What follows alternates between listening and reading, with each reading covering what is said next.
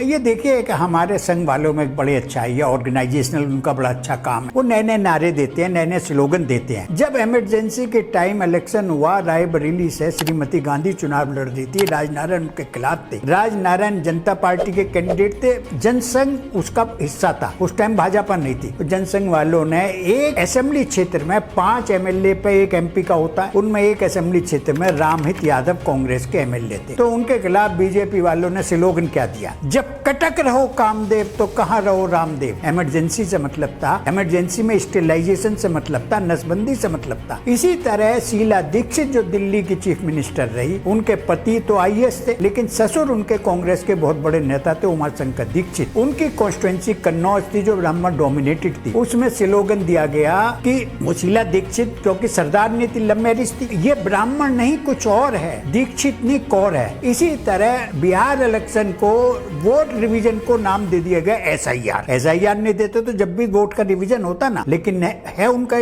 अंदाज बयां है इस टाइप का।